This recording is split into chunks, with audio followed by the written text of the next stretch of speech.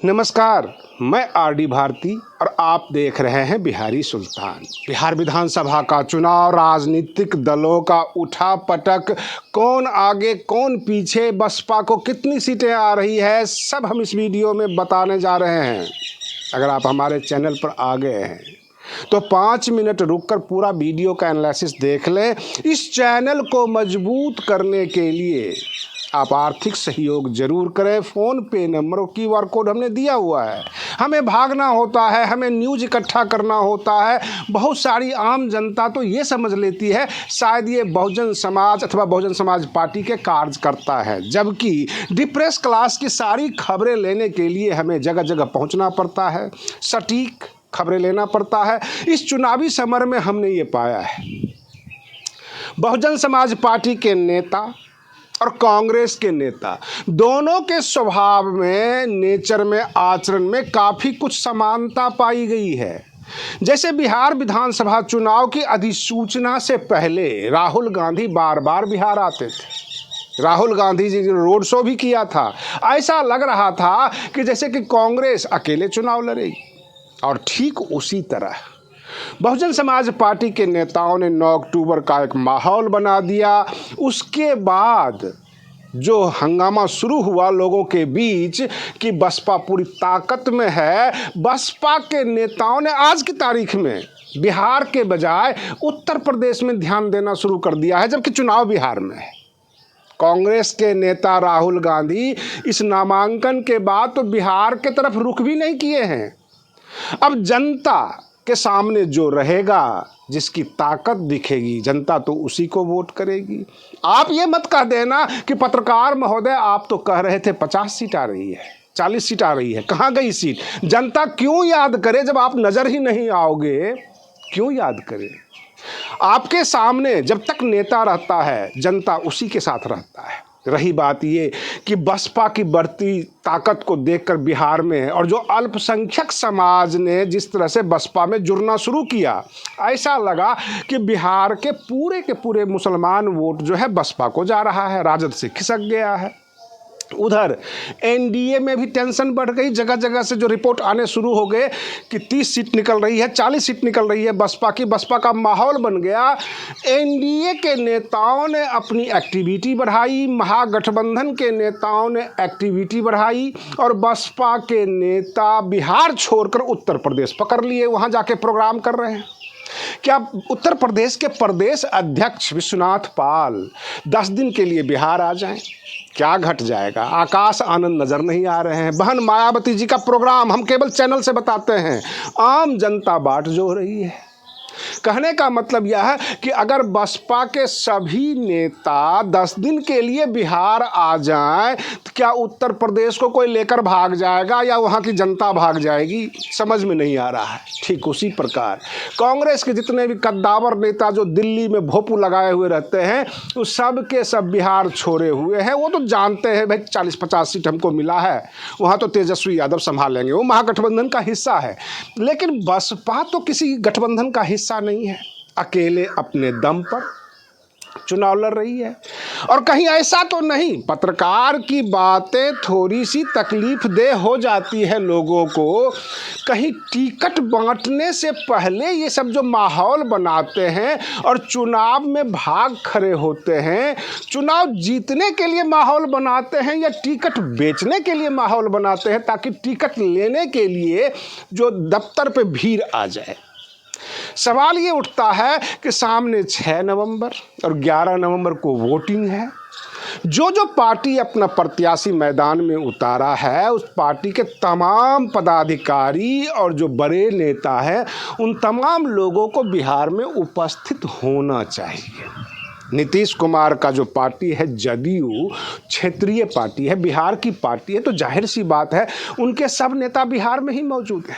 राजद क्षेत्रीय पार्टी है, उनके सब नेता बिहार में ही मौजूद हैं। लेकिन बसपा एक राष्ट्रीय पार्टी है, बसपा के बड़े बड़े नेता उत्तर प्रदेश में मौजूद हैं, उनको उत्तर प्रदेश छोड़कर बिहार आ जाना चाहिए। देश के प्रधानमंत्री अमित शाह सबके सब बिहार में दौड़ लगा रहे हैं, रोज रोज के प्रोग्राम है।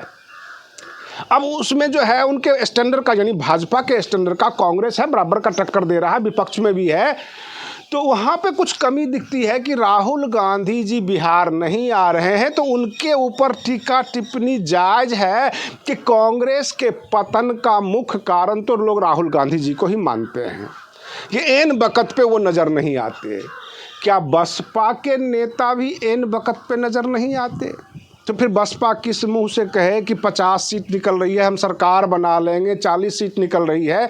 मैंने शुरू से ही कहा कि सीमावर्ती क्षेत्र जो है उत्तर प्रदेश से लगा हुआ, बसपा की ताकत वहीं पर है। और बसपा अगर कोई चुनाव जीत जाती है कोई सीट, तो वो अपने दम पर, वहाँ पर कैंडिडेट का दम देखा जाएगा। जिस तरह उत्तर प्रदेश में लोग कहते हैं कि बसपा के एक विधायक हैं उमा शंकर सिंह, और साथ में लोग ये भी कह देते हैं वो अपने दम पर चुनाव लड़े। आखिर बसपा के नेताओं में इतनी उदासीनता क्यों? वो हर जिला में 5-5 कोऑर्डिनेटर, बड़े स्तर के नेता क्यों नहीं भेजते? इतनी बड़ी पार्टी है, राष्ट्रीय पार्टी है, और बिहार में मात्र 38 जिले हैं। अगर 38 जिला में 5-5 नेता भी बाहर से भेज दें उत्तर प्रदेश से, 150-200 में ही बात खत्म हो जाएगी। 150-200 नेता ही होंगे इनके बड़े।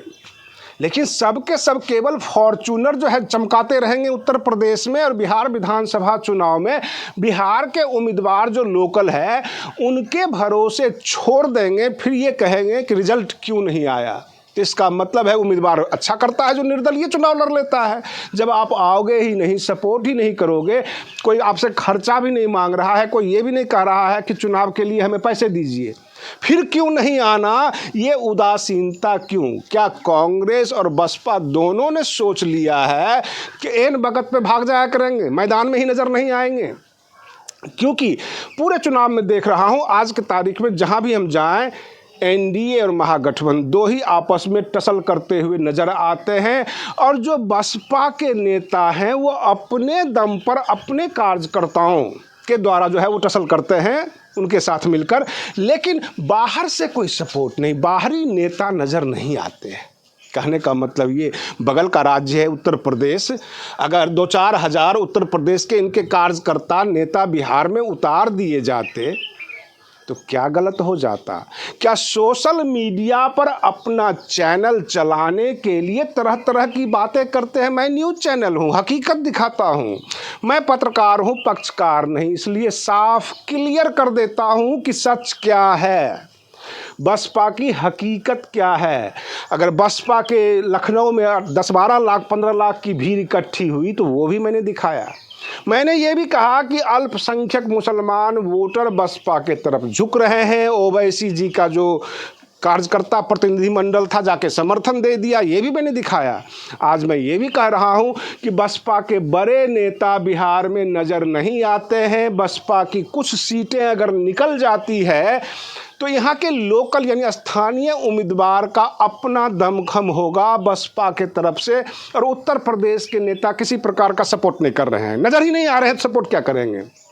प्रश्न ये उठता है, चुनाव से पहले राज्य प्रभारी रामजी गौतम जो है, आकाश आनंद जी, सब ने रोड शो किया, अब कहाँ हैं, किस जिला में हैं? नज़र नहीं आते।